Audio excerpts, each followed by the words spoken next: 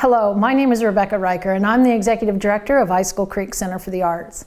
Welcome to the Bright Light Art Education Series. This is the first of our online educational classes featuring a faculty of talented local artists. We're so glad you're here. This is a wonderful opportunity to come together while we're apart. These educational opportunities are brought to you as part of our summer celebration and fundraising campaign, Light the Path. 2020 is a milestone year as we celebrate 25 years of excellence in art education and performance. This 3-week content-rich class and the ones that will follow mark the beginning of our summer-long celebration. If you like this and love Icicle Creek, please partner with us to reach our goal of $75,000 to light the path and help replace the fundraising events that had to be canceled. Please go to our website, icicle.org, to make your gift and learn more about our Spotlight Classical Concert Series and the Starlight live-streamed concerts featuring the local bands you know and love. And now it's my pleasure to introduce Rhia Foster, and I look forward to seeing you soon in one of our upcoming virtual events. Hey everyone, it's Rhia. Thanks for joining me. This is the second lecture in a 3-part lecture series with Icicle Creek Center for the Arts Bright Light Educational Series. And I'm really excited to talk about the next phase of the topic that we've been exploring. We have been talking about music as a conversation. So we've been exploring different times in American music history where music was used quite literally as a form of communication between groups of people. Last week we talked about field hollers and work songs, and if you didn't watch that lecture, now might be a good time to go back and check that out because that lecture kind of rolls right into this next one. Today I would like to talk about African American spirituals. Now, before we really dig in, I want to back up just a second and I want to talk about what's happening in the United States right around 1800. Right around 1800, we are in the midst of the second Great Awakening, which is an interesting time period where we are seeing another really big revival and push for Christianity, when people are really going out and reaching out into really rural areas and trying to spread the word of Christianity to places where it seems like people maybe feel like it's been lost. At the same time, we also see the Underground Railroad really starting to get things moving, right in the very first part of the 1800s. So hold that thought. Before we get into spirituals themselves, and I'd like to look at some lyrics of spirituals with you and kind of talk about what their secret hidden meanings really are. I'm going to talk about why we even need these things. Last week we explored the concept that some slaves were actually not allowed to speak to one another, particularly while they were working, and that very, very often they weren't allowed to speak to other slaves on other farms. But we found workarounds to that, right? These people found ways to communicate using music, and music that didn't actually contain any kind of verbal language or language that was recognizable by their masters or slave owners. Most slaves were not able or taught, for that matter, to read or to write. So music is a really, really big and important part of the early African American musical history. And it's not brand new for this group of people. In fact, in a lot of African cultures, there's a person that's actually assigned to that role, that there's someone who is the storyteller, someone who remembers the songs, and oral tradition is widely used to keep tradition and culture alive and very well. So this isn't a weird concept, it's just being used kind of in a different way. We are using it to actually pass on tradition and educate the youth in African American culture this early on. But also, we're starting to see it be used to actually convey secret messages to one another. Spirituals are oftentimes actually sung using language that's understandable. Now, probably because it has such a wholesome Christian message, a lot of the slave owners were like, oh yeah, go for it, right? And they would say things like, oh, they were singing and they sounded so happy singing tonight. They must be doing well. They must be feeling happy, right? And that's an interesting thing because oftentimes this music is actually associated now with kind of a bonding of community and a moment to say, here's the hope and here's the way we're going to combine all this power. We're going to actually do something about it, right? We literally have times where we have record of Harriet Tubman. She actually, I believe, said it herself. She would use a specific hymn to alert slaves that she was in the area and ready and willing to take those who were ready to run free into the North or into Canada. It's very powerful and very cool. We do have, let's see, a couple of things that we should note. There are several hymns that in fact have these kinds of messages of hope that are hidden. Anytime that you hear anything about wheels or movement or progress or feet moving, they are oftentimes actually used to encourage and give hope that there was a better place for slaves. We hear the Jordan River being mentioned, of course, because biblically it has a lot of significance, but most slaves identified that as the Ohio River. That was their Jordan.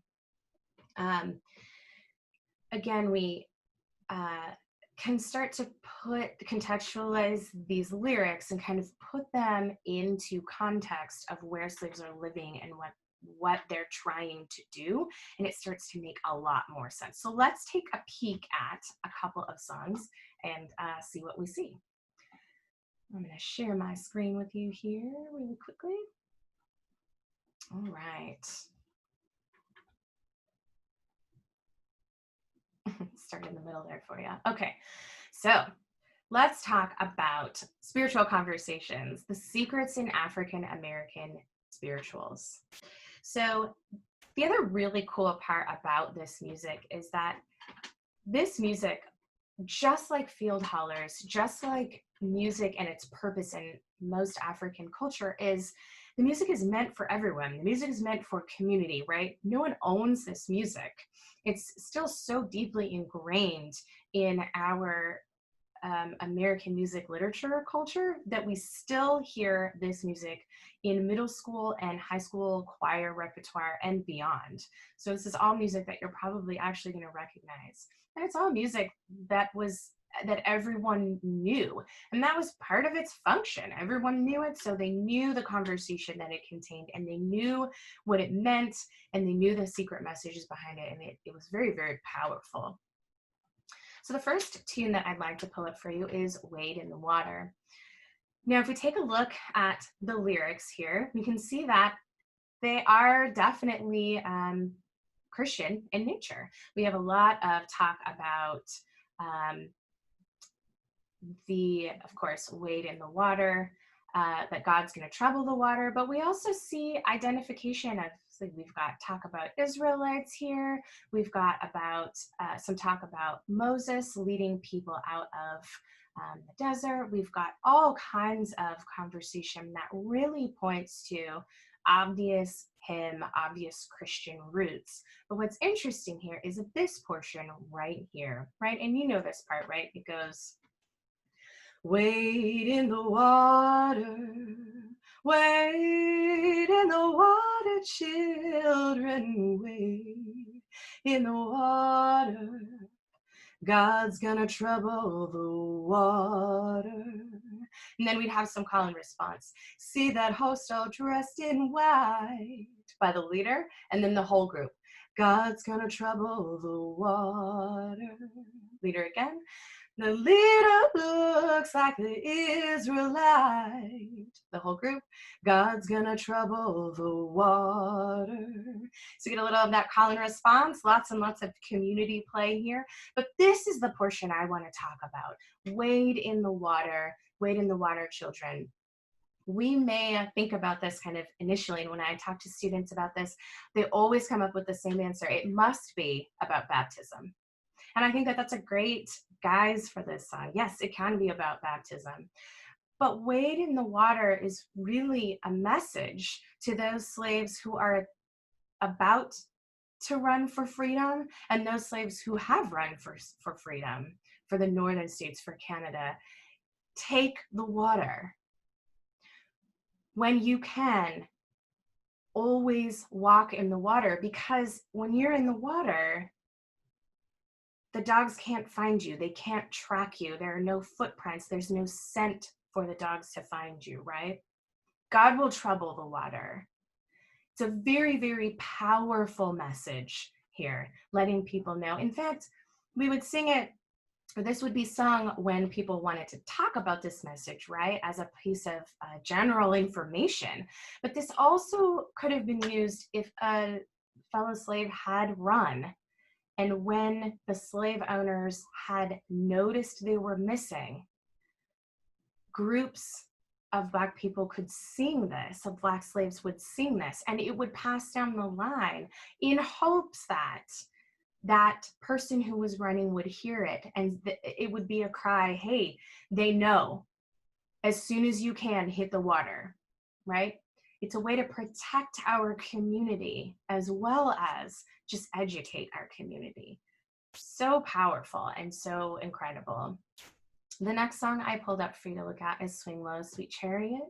You absolutely all have heard this song, very common hymn. Look here, we have the word Jordan appearing, right?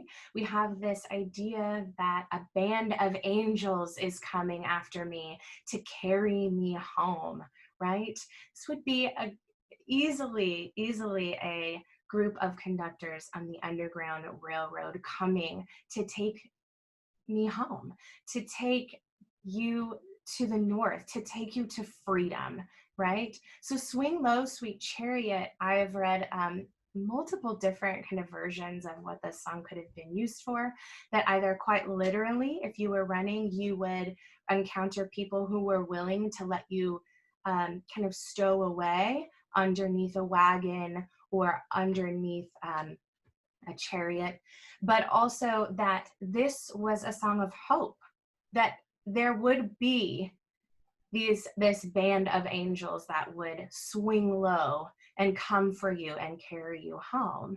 And it is sort of very inspirational, and also, again, so powerful that we have this record of how people are passing this information along. If you can't pass out a leaflet or use the internet to, have a conversation where people are reading information, or this is so powerful. On top of it, you can spread the word and no one is going to stop you, because these slave owners felt very strongly that this was the way it should be. They were talking about all the things that they felt were valuable and correct, and they were never going to stop them from singing this Christian music. It's brilliant. So clever. This is a song that was actually used by Harriet Tubman to inform slaves that she was in the area. She would actually sing this, and anyone within earshot would know that the time had come, that there was someone nearby, an angel nearby, right? An Underground Railroad conductor who was available to help you move to freedom. A lot of layers here. So we not only get just, of course, the idea that the hymn is being used and that it wouldn't be detected as a secret message, but this, go down Moses, way down in Egypt land, tell all pharaohs, let my people go. It's very symbolic. I think that Harriet Tubman picking a song like this as sort of her mantra and her way, her communication device, saying like, it's time, let my people go, right? I'm here, let's do this. If you're ready, I'm ready. And I think it's incredibly powerful. If you haven't heard this piece, you should check that out, absolutely. Lots of record of people just like Harriet Tubman using different hymns and setting up systems of communication. Okay, if I sing twice, it's safe to come out. If I sing once, it's not, stay in hiding. If I sing this phrase, that means we're going to take this action in this movement. We see hymns and pieces of music in this time frame, right before the Civil War, being utilized by Black slaves all over the place to revolutionize, to band together and say, we have to go, this has to change.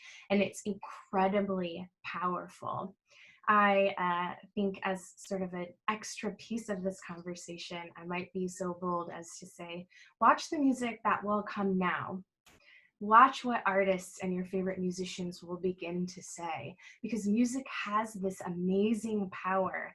And we're in a moment where things are changing. And no matter which side of the fence you're on or what you believe, there will be music that will capture this moment, just like these spirituals did, just like field hollers did.